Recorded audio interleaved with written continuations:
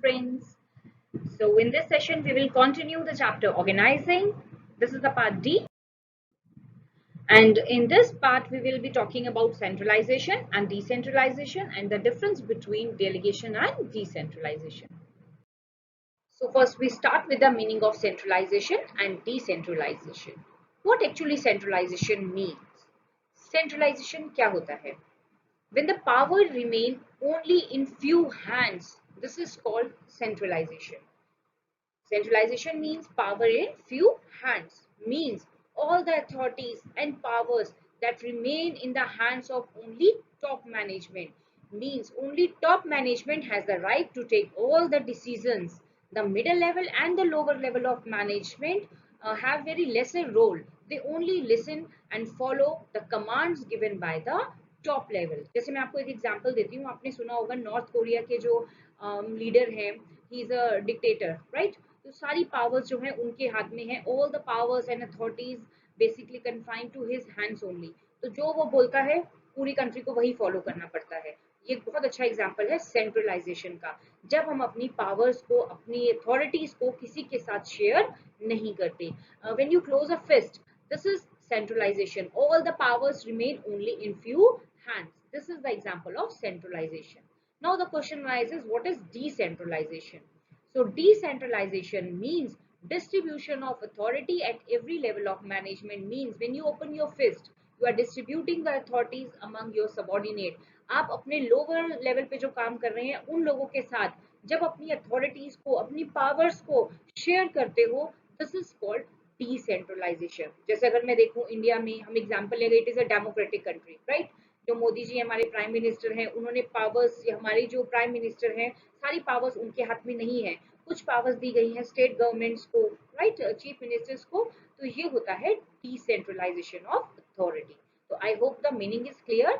Centralization means all the power remain only in top management. सारी powers top management के हाथ में है. जो लोअर लेवल है या मिडिल लेवल है, उनका रोल जो है वो बहुत कम होता है. उनको सिर्फ फॉलो करना है कमांड्स को given by the top management. When we talk about decentralization, decentralization का मतलब होता है हमने पावर्स को शेयर किया, हमने पावर्स दे दी मिडिल लेवल और लोअर लेवल को, ताकि वो लोग अपने डिसीजंस खुद ले सके, right? So we talk about the difference. इन दोनों में डिफरेंस क्या हुआ? The first difference is power. अगर हम सेंट्रलाइजेशन की बात करें तो powers at high level only. Centralisation में सारी जो पावर्स होती हैं वो हायर अथॉरिटीज के हाथ में होती है और हायर अथॉरिटीज सारे डिसीजंस लेते हैं, राइट? अगर हम डिसेंट्रलाइजेशन की बात करते हैं तो डिसेंट्रलाइजेशन में पावर्स जो हैं वो डिस्ट्रीब्यूट कर दी जाती हैं towards the all level of management. वहाँ लोअर लेवल भी डिसीजन ले सकता है, मिडिल लेवल भी डिसीजन ले सकता है. मीन्स हमने डिस्ट्रीब्यूट कर दिया है अथॉरिटीज को. Next difference is top management have maximum authority. Authority का मतलब होता है पावर्स टू टेक डिसीजन. तो टॉप मैनेजमेंट के पास सारी अथॉरिटीज है, सारी डिसीजन मेकिंग है. Whereas in case of decentralization, authority is divided at all level. Means all the people here, all the managers, whether they belong to top level, middle level or lower level, they all have powers to take decision, right? Third difference is it is suitable for small business. जो छोटे छोटे business होते हैं, जैसे मान लीजिए कि एक स्मॉल रिटेलर शॉप है, तो वहां पर तो सेंट्रलाइजेशन चल जाएगा, राइट? बट जो बड़ी बड़ी बिजनेस फर्म्स होती हैं, जैसे कि मान लीजिए रिलायंस है, तो रिलायंस की इतने सारे अच्छे, it is a big industry, right? बहुत सारे प्रोडक्ट्स में ये हैं, they are into many things, they are into telecom, textile and so many. तो उनके लिए पॉसिबल ही नहीं है सेंट्रलाइजेशन करना. तो बड़ी बड़ी जो कंपनीज होती हैं, ऑर्गेनाइजेशंस होती हैं, वो डिसेंट्रलाइज करती हैं अपनी पावर्स को. It is more suitable for large business like Reliance. The fourth is managers have less freedom of action. I have already told you, in case of centralization, the powers are confined in the hands of top management. So the middle and lower management have only to follow the instructions given by the top management. उनका role जो है वो बहुत कम है, उन्हें सिर्फ ऊपर से कमांड्स मिलेंगे, उन्हीं कमांड्स को फॉलो करना है. जबकि अगर हम बात करते हैं डिसेंट्रलाइजेशन की, तो डिसेंट्रलाइजेशन में मैनेजर्स के पास, चाहे वो मिडिल लेवल हो या लोअर लेवल हो, उनके पास पावर्स है, इसीलिए जो है उनके पास फ्रीडम ज्यादा है. तो I hope the difference is clear. ये बहुत इजी टॉपिक है. तो centralization means when the powers are confined only in few hands, and decentralization means when you open your fist, means you are distributing the powers among your subordinate. आप powers दूसरों को दे रहे हो कि ठीक है छोटे मोटे डिसीजंस तुम लेते रहना, राइट। तो व्हाट यू थिंक दोनों में से ज्यादा बेटर कौन सा है? ज्यादातर ऑर्गेनाइजेशन जो है सेंट्रलाइजेशन करती हैं या डिसेंट्रलाइजेशन करती हैं? कभी कभी केस स्टडी में आपसे ये पूछा जा सकता है, right. But the answer is neither the complete centralization and nor the complete decentralization is a solution। दोनों में से एक को हम फॉलो नहीं कर सकते। we need a balance of centralization and decentralization। यानी अगर हमें किसी ऑर्गेनाइजेशन को चलाना है तो हमें कुछ मैटर है जो सेंट्रलाइज करने पड़ेंगे, जैसे जहां सीक्रेसी की जरूरत है, राइट, जहां फाइनेंस से रिलेटेड इश्यूज है उन बातों को सेंट्रलाइज कर सकते हैं, और जो day to day routine matter है उन्हें हम डिसेंट्रलाइज कर सकते हैं, राइट। एक सिंपल सा एग्जांपल देती हूँ, वो क्लियर हो जाएगा पॉइंट कि मान लीजिए आपका स्कूल है, तो स्कूल के जो बड़े बड़े डिसीजंस होते हैं, जैसे स्कूल का फीस स्ट्रक्चर क्या होगा, स्कूल की बिल्डिंग को एक्सटेंड करना है, तो ये सारे डिसीजंस जो है आपकी टॉप मैनेजमेंट लेती हैं, राइट। और छोटे मोटे जो रूटीन नेचर के टास्क हैं कि होमवर्क क्या देना है या जो बच्चा लेट आ रहा है उसको पनिश कैसे करना है, तो ये जो रूटीन नेचर के वर्क है, जो डिसीजंस हैं, ये आपकी टीचर्स करती हैं। तो ये होता है डिसेंट्रलाइजेशन। तो यहाँ हमने देखो स्कूल में भी दोनों किया, सेंट्रलाइजेशन भी और डिसेंट्रलाइजेशन भी।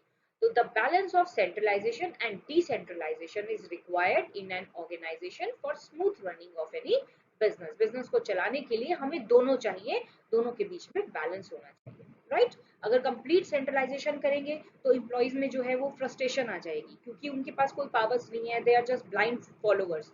और अगर हम कंप्लीट डिसेंट्रलाइजेशन कर देंगे तो हर कोई अपने डिसीजंस खुद ले रहा है, तो हो सकता है ऑर्गेनाइजेशन का जो इंटरेस्ट है वो लॉस हो जाए। तो इसीलिए एक बैलेंस होना चाहिए सेंट्रलाइजेशन और डिसेंट्रलाइजेशन में। I hope this difference is clear. We move to the next topic. The next topic is importance of decentralization. Decentralization means dividing the powers with the subordinate. इसे बोलते हैं डिसेंट्रलाइजेशन। ये top management का काम होता है कि वो अपनी पावर्स जो हैं अपने मैनेजर्स को देते हैं। मैनेजर्स को वो बोलते हैं कि ठीक है आप डिसीजन ले लेना, खुद देख लेना। जैसे मान लीजिए एक टारगेट दे दिया और कि हमें 50,000 यूनिट्स चाहिए, राइट। तो टॉप मैनेजमेंट ने टारगेट सेट कर दिया और उस टारगेट को अपने मैनेजर्स, मिडिल लेवल मैनेजर और लोअर लेवल मैनेजर तक पहुंचा दिया। अब जो टॉप मैनेजमेंट है वो कहेगी, क्योंकि डिसेंट्रलाइजेशन है तो टॉप मैनेजमेंट जो है मिडिल और लोअर लेवल को अथॉरिटी देगी कि भैया तुम खुद देख लेना रॉ मटेरियल कहाँ से लाना है या कितने इंप्लॉइज की हमें जरूरत होगी, खुद आप उनको स्टाफिंग उनको अपॉइंट कर लेना। तो ये छोटे मोटे काम जो है हमने किसको दे दिए, मिडिल और लोअर लेवल को। इसे बोला जाता है डिसेंट्रलाइजेशन। तो जब हम अपनी पावर्स को शेयर करते हैं अपने सबऑर्डिनेट के साथ, उसके बेनिफिट्स क्या होंगे? The first is development initiative among subordinate। develop initiative means it motivate the employees to work better। अगर आपके बॉस, आपके सुपीरियर आप में कॉन्फिडेंस दिखा रहे हैं कि आप कर सकते हो, तुम खुद कर लेना, तो डेफिनेटली यू फील मोटिवेटेड, और आप मोटिवेटेड फील करोगे तो आपकी एफिशिएंसी डेफिनेटली इंक्रीज करेगी, right. I hope the first point is clear. The next is develop managerial talent for future. In the case of decentralization, the powers and authorities to take decisions are given to the subordinate। अब subordinate जो है वो decision making भी कर रहा है, हर situation को वो face कर रहा है, जिससे उसका talent जो है, उसकी knowledge जो है वो enhance होगी। और अगर इन केस फ्यूचर में कोई वैकेंसी आती है टॉप मैनेजमेंट में, तो मिडिल या लोअर लेवल का जो पर्सन है वो इजीली उस जगह पर वो रिप्लेस कर सकता है, वो इजीली उस जगह पर जाकर सेटल हो सकता है, क्योंकि उसको ऑलरेडी ये सब काम आता है, उसने ऑलरेडी इस तरह की सिचुएशन में डिसीजन लिए हुए हैं, राइट। तो मैनेजरियल टैलेंट को डेवलप करता है। आप नई नई चीजें सीखते हो, आप डिसीजंस ले रहे हो, आपकी क्रिएटिविटी, आपकी थिंकिंग पावर सब कुछ बढ़ती है, तो इससे मैनेजमेंट का जो है टैलेंट ग्रो करेगा, right. Third point is quick decision making. Decision making quick होगी डेफिनेटली। अब हमने टॉप मैनेजमेंट ने लोअर मैनेजमेंट को, मिडिल लेवल को पावर्स दे दी कि तुम खुद देख लेना कितने वर्कर की जरूरत है, रॉ मटेरियल कहाँ से लाएंगे, तो छोटी छोटी बात के लिए मैनेजर्स को जो है टॉप लेवल तक नहीं जाना पड़ेगा। वो जैसे उनको नीड होगी वो अपने डिसीजंस खुद लेंगे और इस नीड को फुलफिल करेंगे। कि रॉ मटेरियल चाहिए तो वो सीधा कॉल करके रॉ मटेरियल मंगवा लेंगे, उन्हें किसी से पूछने की जरूरत नहीं है। तो ये इससे डिसीजन जो है वो क्विक होंगे, काम जो है वो जल्दी होगा। Next is relief to top level management. Top level is overburden, उन्हें पॉलिसीज बनानी है, रूल्स बनाने हैं, बहुत सारे काम होते हैं टॉप लेवल के लिए, फाइनेंस अरेंज करना है। तो टॉप लेवल जो है अपने रूटीन नेचर के काम अगर अपने सबऑर्डिनेट्स को दे देगा तो उसके लिए थोड़ा रिलीफ हो जाएगा। They will be able to concentrate their energy into more productive uses. Right. The next point is facilitate growth. इससे जो फर्म है, इंडस्ट्री है, उसकी ग्रोथ होगी। डेफिनेटली मैनेजर्स का टैलेंट बढ़ रहा है, उनकी एफिशिएंसी बढ़ रही है, डिसीजंस क्विक हो रहे हैं, तो as a whole organization will grow. Next is better control. Decentralization के टाइम कंट्रोल जो है वो बेटर रहेगा। क्यों कंट्रोल बेटर रहेगा? क्योंकि हर पर्सन को अथॉरिटी दी, और जहां अथॉरिटी दी जाती है वहां रिस्पॉन्सिबिलिटी और अकाउंटेबिलिटी भी शिफ्ट होती है। Accountability, I hope you remember, हमने लास्ट क्लास में किया था। Accountability means answerability. तो अगर हमने आपको काम दिया है तो आंसरेबिलिटी भी आपकी होगी, आप जवाब दोगे। हमने आपको काम दिया तो आपकी रिस्पॉन्सिबिलिटी है कि वो काम पूरा हो जाना चाहिए, और अगर वो काम पूरा नहीं हुआ तो आप किसी और को ब्लेम नहीं कर सकते। मान लीजिए हमने ए मैनेजर को काम दिया, तो ए मैनेजर की अकाउंटेबिलिटी भी फिक्स हो जाएगी डिसेंट्रलाइजेशन में, कि भैया आपको ही जवाब देना है, और अगर ये काम अच्छा नहीं हुआ तो जो मैनेजर ए है वो किसी और को ब्लेम नहीं कर सकता, पूरी की पूरी अकाउंटेबिलिटी उसकी होगी। इसीलिए जो मैनेजर्स हैं वो ज्यादा कॉन्सेंट्रेट होकर काम करते हैं, क्योंकि उन्हें पता है कि उनकी अकाउंटेबिलिटी भी फिक्स हो गई है। तो इस तरीके से ऑर्गेनाइजेशन में जो कंट्रोल है वो बेटर रहता है। I hope these points are clear. We move forward. Next, a very important question, अगर मैं बोर्ड पॉइंट ऑफ व्यू से बात करूं, this question have been asked repeatedly, बहुत बार ये क्वेश्चन पूछा गया है, some time in case of case study और some time directly. Right, directly आपको जो है कुछ डिफरेंस पूछा जाएगा, that what is the difference between delegation and decentralisation. बहुत इजी ये डिफरेंस है, ज्यादा कॉम्प्लिकेशन नहीं है, तो एक बार इसको ध्यान से आप सुन लीजिए। क्वेश्चन अब आपको डायरेक्टली नहीं दिया जाएगा, give any four differences of delegation and decentralization, no. Board में अब आपको बेसिस ऑफ डिफरेंस दिए जाते हैं, right. These kind of basis are given to you, and on the basis of these you have to make a difference. इसलिए आप अब cram नहीं कर सकते, आपको इसको समझना पड़ेगा और इन बेसिस को भी आपको माइंड में रखना पड़ेगा। तो अब हम इन बेसिस पे डिफरेंस क्रिएट करते हैं। फर्स्ट इज पार्टीज इन्वॉल्व, यानी कौन कौन सी पार्टीज है डेलीगेशन में और डिसेंट्रलाइजेशन में। अगर मैं बात करूं डेलीगेशन की, only two parties are involve, it is a two way process. एक सबॉर्डिनेट होता है, एक सुपीरियर होता है। सुपीरियर मतलब जो बॉस है, तो बॉस अपना काम अपने सबॉर्डिनेट को हैंड ओवर कर देता है कि ये मेरा काम करके मुझे दे दो। तो only two parties are involve. Whereas in case of decentralization, employees at different levels are involve. यहाँ हमने अपनी जो पावर्स हैं वो मिडिल लेवल को भी दे दी, लोअर लेवल को भी दे दी, यानी हमारी जो यहाँ पे बहुत सारी पार्टीज जो है, ये मल्टी, यहाँ मल्टी है, वहां पे टू था पार्टीज, यहाँ मल्टी पार्टीज जो है वो इन्वॉल्व है, right. Second difference, significance status, it is a routine function. Please listen carefully. Delegation is a compulsory act of managers because manager cannot perform all the duties at himself. वो सब काम खुद नहीं कर सकता, he has to depend upon his team or subordinate. For example, अगर school में देखा जाए तो क्या प्रिंसिपल, आपके स्कूल में जो प्रिंसिपल हैं वो सारा काम कर सकते हैं? Definitely not. वो कुछ काम अपनी कोऑर्डिनेटर को देती है, कुछ काम टीचर्स को देते हैं, क्योंकि it's not possible for a single person to manage everything at his और हर ओन, राइट। इसलिए वो रूटीन नेचर के काम जो है वो डेलीगेट कर देते हैं, तो ये रूटीन फंक्शन है। पर डिसेंट्रलाइजेशन जो है वो रूटीन फंक्शन नहीं है, ये बहुत इंपॉर्टेंट फंक्शन है। It is a one time decision and it is a policy matter. Decentralization जो है वो पॉलिसी में लिखा जाता है कि पावर्स किस किस को दी जाएंगी, कितनी पावर्स दी जाएंगी, ये बहुत क्रूशियल मैटर है, राइट। जबकि डेलीगेशन एक रूटीन नेचर का काम है जो कहीं लिखा नहीं होता, ये हम स्पॉन्टेनियस करते हैं कि मेरा ऊपर काम का बर्डन हो गया, चलो तुम कर दो, दिस इज डेलीगेशन। लेकिन डिसेंट्रलाइजेशन में हर चीज पहले से ही प्लान होती है, किसको क्या अथॉरिटी देनी है, क्या पावर्स देनी है, उसकी अकाउंटेबिलिटी क्या होगी, एवरीथिंग इज प्री डिसाइडेड। जबकि डेलीगेशन जो है वो स्पॉन्टेनियस होता है। स्पॉन्टेनियस मतलब ऑन द स्पॉट, काम बहुत ज्यादा बढ़ गया, चलो तुम कर दो ये काम, this is delegation, right. Next, freedom of action, constant supervision after delegation to keep check on performance. delegation manager जो है वो डेलीगेट करता है काम को क्योंकि उसके काम का बर्डन ज्यादा हो गया है, राइट। तो अगर मान लीजिए मेरे ऊपर बर्डन बहुत ज्यादा हो गया है, मान लीजिए मुझे कोई लिस्ट बनानी है और मुझे बहुत ज्यादा बर्डन फील हो रहा है क्योंकि मुझे पढ़ाना भी है, नोट्स भी बनाने हैं, लेसन प्लान बनाने हैं, तो मैंने अपनी क्लास की मॉनिटर को बोल दिया कि ये लिस्ट मेरी तरफ से आप बना दो, राइट। अब मुझे कांस्टेंट चेक करना पड़ेगा कि यार ये मेरा काम है, मैंने उसको दिया है, तो मैं कंटिन्यूसली चेक करूं कि वो ठीक से कर रही है या नहीं कर रही है, right. But in case of decentralization supervision की ज्यादा जरूरत नहीं होती, क्योंकि यहाँ पॉलिसी में लिखा गया है कि ये काम क्लास की मॉनिटर करेगी, उसकी अकाउंटेबिलिटी है, तो फिर मुझे टेंशन नहीं रहेगी।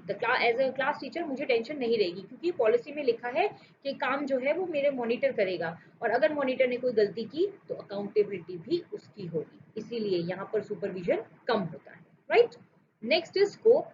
ये बहुत नैरो इन स्कोप है, इसका स्कोप छोटा है, ज्यादा बड़ा स्कोप नहीं है, कोई भी कर सकता है, एनी टाइम स्पॉन्टेनियस है। जबकि डिसेंट्रलाइजेशन जो है पॉलिसीज में लिखा जाता है, इसीलिए इसका स्कोप जो है वो वाइडर है, और ये हर लेवल पे किया जाता है, तो इसका स्कोप वाइडर है। Responsibility, every manager responsible. Responsible, हम जब डेलीगेशन करते हैं तो हम अपनी रिस्पॉन्सिबिलिटी से भाग नहीं सकते, राइट। रिस्पॉन्सिबिलिटी जो है वो मैनेजर की ही रहेगी।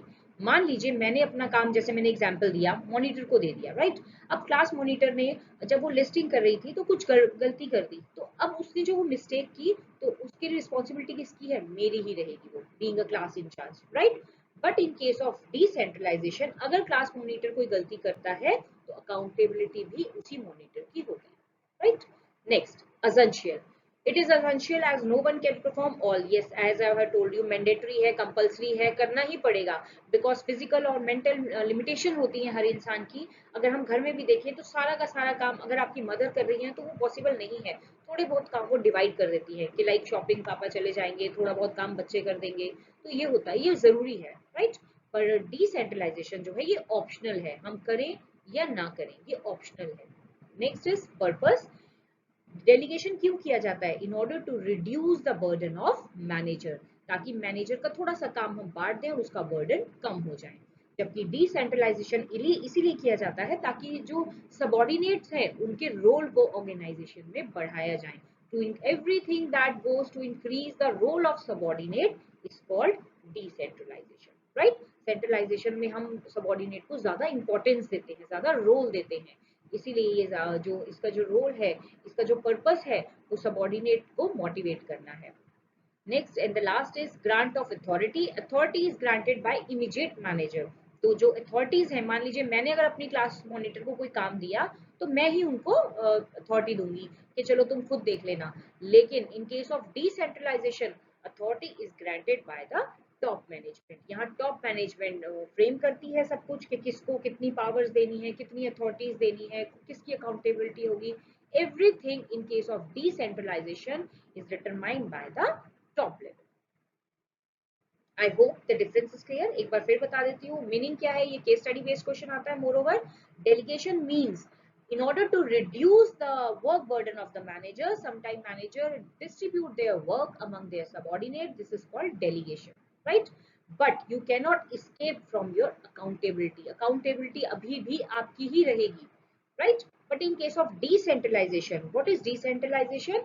When everything that increase the role of subordinate is called decentralization. यहाँ सबॉर्डिनेट को आपने काम दे दिया, सारी उसको अथॉरिटीज भी टॉप मैनेजमेंट ने दी है। अगर वो कोई गलती करता है सबॉर्डिनेट, तो उस केस में अकाउंटेबिलिटी भी सबॉर्डिनेट की होगी, राइट। और ये सब अथॉरिटी देता कौन है उसे? Top management. I hope the difference is clear. ये दोनों पॉइंट बहुत इंपॉर्टेंट है बोर्ड पॉइंट ऑफ व्यू से, तो please go through it nicely. Thank you so much. That's all for today. The chapter organizing is over here. See you in my next video with a new chapter. Thank you so much.